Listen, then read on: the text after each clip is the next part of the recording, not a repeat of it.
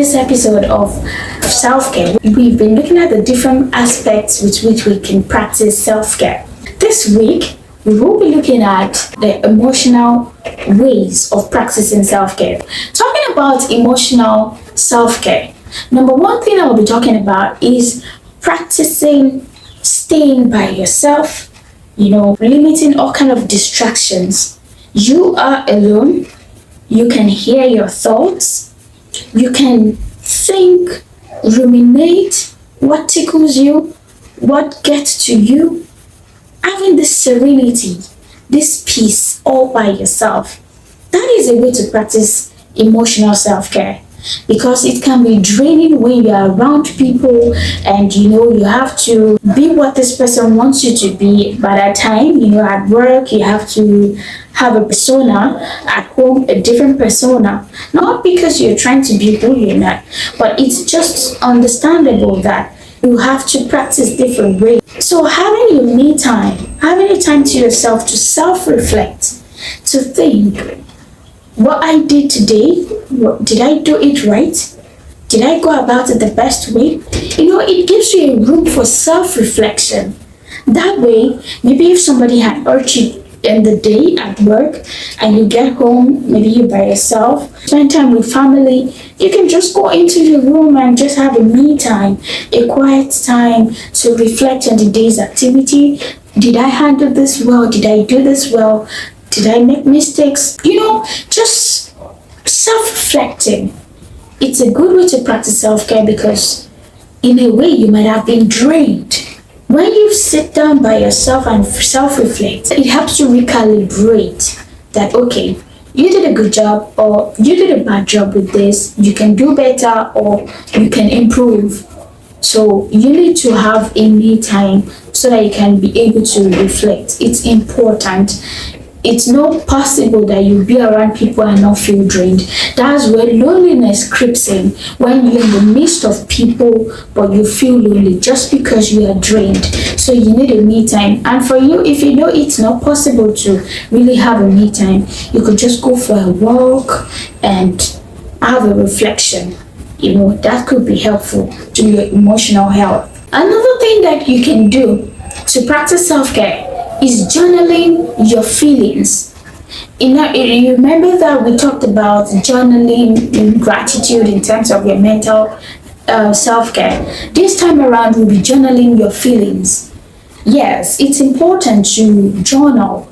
Remember that these are like daily or weekly or even monthly activities that will help. Journaling your feelings. For this, you might need to understand what your different types of emotions you have. Are you angry? Are you happy today? Are you sad? There's even this online diary where they will put, how do you feel today? It helps you. That way you can journal and observe. And you can see, okay, between Monday to Friday, what was my emotions like? Maybe you journal in the morning, how are you feeling? Am I happy or am I anxious? By the time you come back, you can also journal. Okay, after the whole day, how do I feel? Do I feel good? Do I feel sad? Do I feel excited? Do I feel unhappy? Do I feel overwhelmed? When you journal and you look at it at the end of the week or at the end of the month, depending on how you do it, it will help you to know what the problem is or what you can do better or what you should excuse yourself from. It's very important we take note of our feelings. Another way to have a self-care emotionally is crying. And what do I mean by crying? It's not that you would cry without a reason or something, but crying, maybe you've observed something has happened, you lost someone hurt you and you need to talk to someone and you feel you need to let out your emotions. It's okay to cry. Some people will say, why are you crying? Is it because of this little thing that has happened? No. Your emotions are valid. It's okay to cry. It's okay to let it out. When I see someone crying, I will tell them it's okay to cry. Please cry. Let it out. Let the feelings out. Don't bottle it. We've lived in a society where they see a crying person as a weakling. Even especially to the men. If you're a man and you're watching this, please, I'm telling you, it's okay to cry. If you're an adult and you're hurt with something or by someone, it's okay to cry. Let it out. It's soothing. It soothes. Do not bottle your emotions. Don't let it in. Let it out. If you can cry, it's okay to cry. It's gonna soothe you and you feel better. You wash your face, you have a shower, and you feel better. It helps. There are hormones that are released when you cry. It gives you, then you sleep. Yes, sometimes when you cry, you sleep. But don't bottle your emotions. It's not too good. Another way of practicing self-care emotionally is practicing self-love. Practicing self-love, you tell yourself you're good, you see the good in yourself, you encourage yourself, you look at yourself in your mirror and, give yourself some affirmations. You've done good today. I'm not this person, I am me. I know I am better. I know I look radiant and beautiful. I am good. I'm not a bad person. Practice kind words. Say kind words to yourself. Sometimes we give excuses for people's behavior, for people's ill behavior, but to yourself, you find it difficult to give yourself an excuse to why that has happened, even though it wasn't intentional. You go hard on yourself, and most times you feel like you're not good enough. Give yourself a break. Cut yourself some slack. It's not about what people think about you. What do you think about yourself? So, practice self-love. Love yourself. Don't ever feel guilty for loving yourself. And don't let anyone make you feel guilty for loving yourself. Another thing is for your emotional self-care. You might be traumatized. You might have a situation beyond your control. It's okay to talk to a therapist. You should practice self-care by going to a therapist if you know you need to talk to someone. And sometimes, even a therapist, it can be a professional therapist, it can be a counselor, depending on what the situation is. Remember, we're looking at practical ways here.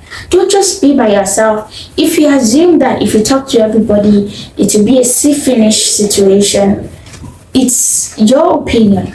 But there should still be some people you can trust to talk to that might give insights or help you to see things you're not seeing based on that situation.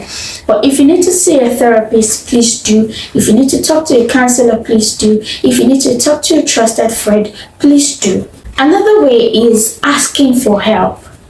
I know this can be a bit challenging. I mentioned earlier, maybe people don't want to see finish when we're talking about talking to a therapist or talking to someone or a friend, a trusted friend.